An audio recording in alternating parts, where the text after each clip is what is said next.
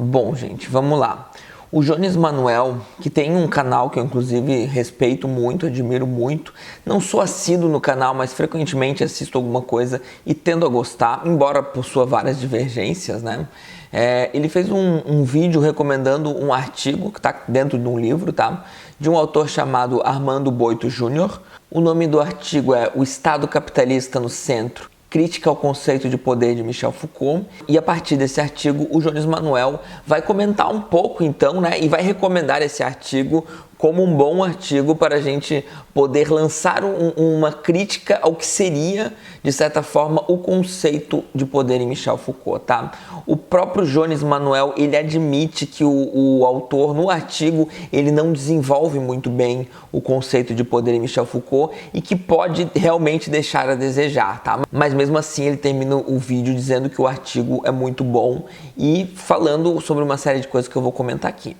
Então, bom, para quem não me conhece, eu sou o professor Daniel Cidade, eu sou professor de filosofia, tá? Aqui, inclusive, eu vou comentar aqui, porque é pertinente, né? Que o meu mestrado e o meu doutorado foi em filosofia política e ética, estudando o pensamento de Michel Foucault. E Michel Foucault, ele é basicamente o norte filosófico do meu canal. Não é um canal sobre Michel Foucault, mas ele realmente, né, assumidamente é o norte filosófico do meu canal. Queria, então, convidar vocês para se inscreverem no canal, deixar aquele like maroto, ativar o sininho. Quem quiser ajudar com apoia-se, né? A partir de R$2 você já consegue ajudar. Então vamos destrinchar um pouco, porque para ser sincero, é um espantalho o modo como o conceito de poder é tratado e bastante acostumado com isso, tá? Na verdade, o Foucault e o conceito de pós-modernidade, eu praticamente só vejo espantalhos, tá? O do Jones Manuel nem é um dos piores espantalhos, tem coisa muito pior aí, mas, né, vamos aproveitar, estamos no YouTube, né, figura pública, tem aí bastante convergência, né? Eu sei que muitas pessoas do meu canal assistem do Jones Manuel, gostam do Jones Manuel, eu inclusive sou uma delas, então, né, vamos, por que não fazer um vídeo resposta? Então já a primeira crítica do Jones eu já acho um pouco complicada, eu fiquei até um pouco assim, pensando assim, pensativo sobre ela, porque ele está criticando, né, essa ideia do poder como algo difuso, do poder como algo que está nas famílias, nas escolas, nas instituições, do poder como algo que está em todo lugar, tá? Por que eu fiquei um pouco assim, né? Porque eu já tinha tomado como dado, né? Para mim, eu achava que, inclusive, os próprios marxistas, por mais marxista que possa ser uma pessoa, ela aceitaria que o poder ele está difuso, né? Então, eu tenho, inclusive, um artigo chamado A Onipresença do Poder em Michel Foucault, publicado na revista Aufklärung, tá? Porque, para mim, é dado, né? É dado, é um fato, não é uma questão de opinião. O poder, ele está em todo lugar, o poder, ele está nas instituições, né? Você consegue realmente olhar para uma escola e não ver relações de poder ali? O que você acha que é o uniforme? O que você acha que é o bullying? O que você acha que é a relação professor-aluno? O que você acha que é um conteúdo programático, né? Como que você acha que é definido a programação? O que vai ser estudado e o que não vai ser estudado em toda a sua trajetória escolar? Você acha que realmente não existem poderes aí? Ou nas famílias, né? O que é a família? A família te ensina a se comportar de uma maneira. Muitas vezes a família te ensina quem você deve odiar, né? A gente comenta tanto como criança não nasce racista, né? Como é que criança novinha muitas vezes já está propagando racismo? Bom, existe uma instituição que muitas vezes ensina não só racismo, como homofobia, misoginia, né? Você consegue imaginar, né, um misógino que não tenha sido ensinado a ser misógino nas instituições? Então, eu tomo como dado, assim, eu tomo como, inclusive, óbvio que o poder é difuso, é óbvio que o poder está em todo lugar, é óbvio que o poder está nas instituições, nas mais diversas instituições. Eu vou até, né, fazer uma única citação nesse vídeo, né? Onipresença do poder, não porque tenha o privilégio de agrupar tudo sob sua invencível unidade, mas porque se produz a cada instante, em todos os pontos, ou melhor, em toda a relação entre um ponto e outro. O poder está em toda parte, não porque englobe tudo, e sim porque provém de todos os lugares. Essa citação está na História da Sexualidade, volume 1, tá? Então Foucault assumidamente entende o poder como onipresente E de fato, né, não porque ele engloba tudo, tá? Então não existe uma centralidade do poder que engloba tudo, mas porque ele provém de todos os lugares, né? Então se existe a sociedade tal como ela é hoje, é por conta de inúmeras instituições, inúmeras relações de poder que nenhum ser humano vai conseguir aprender todas por completo. Eu, inclusive, vi uma notícia hoje mesmo que me deixou indignado, né? Um áudio que vazou de uma empresa de farmacêutica, de RH, né? O RH, a mulher orientando, né? Gente, olha só, o bonito e o feio a gente paga o mesmo salário, né? Então, não vamos contratar pessoas muito gordas, não vamos contratar homossexuais muito afeminados, até pode homossexual, contanto que não seja muito afeminado, pessoas tatuadas, né? Eu lembro que até pouco tempo atrás, eu não sei como é que tá hoje, mas até pouco tempo atrás, boa aparência, né, significava pessoas mais branquinhas. Então, olha só, se até o RH de uma empresa, né, você entra numa empresa, você já vai orientado a quem você vai contratar, né? Como é que não é poder aí, gente? Como é que não tem poder aí? Né? Então, é claro que o capital, é claro que o capitalismo, né, é uma concentração de poder. Então Foucault jamais nega que o poder pode se concentrar, que o poder toma vários lugares, né? Ele toma várias direções, tá? Então isso você não vai ver Foucault falando, é tudo aleatório, disperso, não existe concentração e pronto. Isso não existe, tá? Isso daí. Então o poder se concentra, o poder está em todo lugar, mas ele se concentra, né, a partir de estratégias, a partir de instituições, enfim, um fenômeno bastante complexo. Como exemplo, né, então, para fazer essa crítica ao poder, né, o Jones Manuel, ele cita o movimento negro, né? Ele vai dizer que muitas pessoas no movimento negro vão dizer o racismo é estrutural, né? Por consequência disso, ele também é institucional, né? Se ele é estrutural, o racismo ele está nas instituições. Isso faz com que não tenhamos muito pessoas negras no poder e para o movimento negro, né, a gente precisa de representatividade, a gente precisa de pessoas negras no poder, tá? Bom, para mim isso é óbvio, tá? Você lê o Silva Almeida, né, o racismo estrutural, não tem como negar que o racismo é estrutural, não tem como negar que ele está nas instituições e não tem como negar que é um problema que não tenham pessoas negras no poder, né? Ou que tenham poucas, né? Que uma parcela muito grande da população brasileira é negra e uma parcela muito pequena das pessoas no poder ou em cargos altos, né? Em cargos bem remunerados, sejam negras, né? Isso existe e isso é um problema. Representatividade é importante, tá? O que o Jones Manuel vai fazer é um espantalho do próprio movimento negro. Ele vai dizer, de fato, no vídeo, tá? Vocês podem ver o vídeo, na verdade não. Na verdade, não, ele vai dizer, né? Não, essa representatividade é uma farsa. E daí vem o espantalho. Então ele vai dizer, né? Então você está dizendo que o Estado é racista porque tem poucos negros no aparelho de Estado enquanto ocupantes? Sim.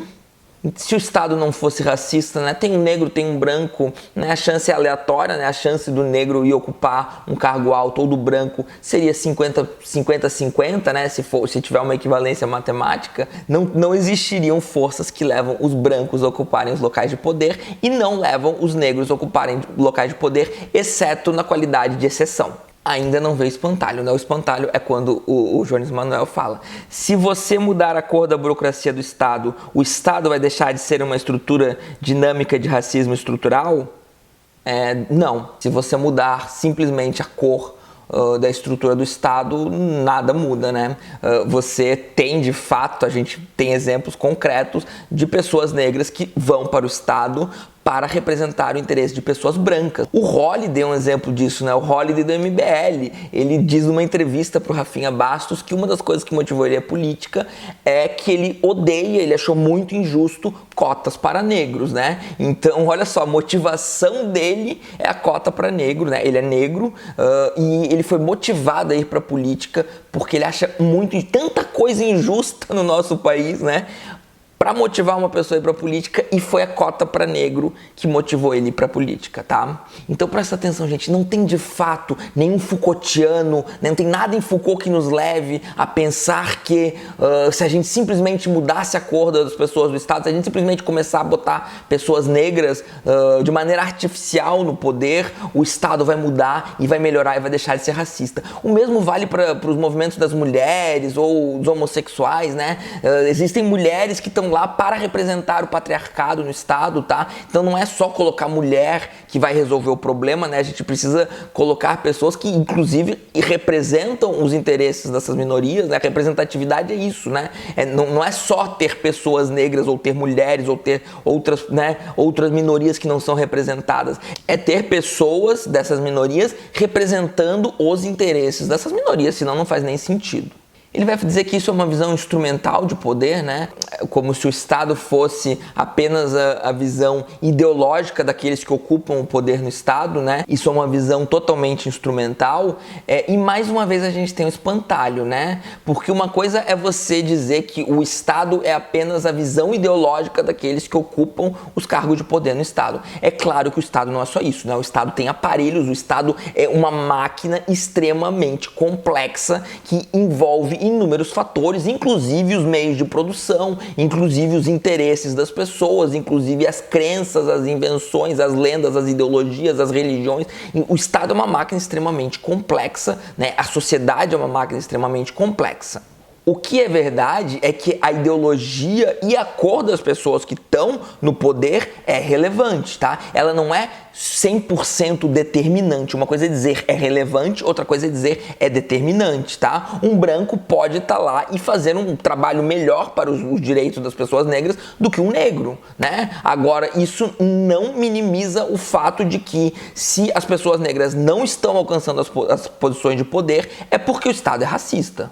Então sim, a ideologia das pessoas que estão no poder, ela é relevante, né? Se você pega um Estado democrático e coloca um monte de fascista nas posições de poder, você acha que esse Estado vai continuar maravilhosamente democrático, né? A mesma coisa, você pega um Estado fascista e começa a colocar as pessoas no poder, pessoas que odeiam o fascismo, eventualmente essas pessoas não vão permitir que esse Estado seja mais fascista. Claro que se existem condições materiais de produção, de capital, interesses por trás, né? O interesse do capital financeiro, etc., você não vai nem conseguir colocar pessoas de ideais democráticos num Estado fascista, tá? Então, é uma coisa que vai se dando de maneira orgânica, né? Não é simples, assim, não existe essa varinha mágica onde a gente coloca quem a gente quer e vê o que acontece, né? Num Estado não racista, pessoas racistas vão ter dificuldade de assumir cargo de poder, e num Estado racista, pessoas não racistas vão ter dificuldade de assumir relações de poder. O Jones Manuel chega a citar o José Guilherme Melchior, que é um liberal, tá? Que tem um livro chamado Foucault e o Niilismo de Cátedra, que eu nem li, né? O cara já chama Foucault de niilista, já começa falando besteira no título. Eu particularmente decidi não perder meu tempo com isso, né? Se ele acha o livro do Melchior bom, eu tenho certo pé atrás com isso, tá? Mas enfim, se ele acha legal para falar mal de Foucault, citar um liberal que toda a resenha que eu li desse livro é só groselha, tá, gente? É só besteira que ele escreve. Mas, né, quem sou eu para dizer? Leiam o liberal e vejam por si mesmo, né? A gente começa chamando Foucault de niilista. Pra mim, assim, é alguém que não tá nem disposto a entrar num debate sério, tá? E daí, mais uma vez, ele entra na ideia de que, né, a gente precisa fazer a crítica dessa concepção de poder pós-moderna, que vê o poder diluído em tudo, né? Diluído já é uma palavra que não cabe tão bem, né? Ele está em tudo. Ele não está diluído em tudo, ele está em tudo. Tá? Ele está diluído em alguns lugares, ele está concentrado em outros, ele está hiperconcentrado em outro, enfim, ele assume inúmeras configurações, mas ele está em todos os lugares. E daí ele vai dizer uma coisa que não fez muito sentido pra mim e depois eu consegui entender, né? Ele vai dizer, se o poder está em tudo, se o poder está em todo lugar, então não vale a pena conquistar o poder. Você não precisa derrubar a classe dominante porque não existe uma classe dominante.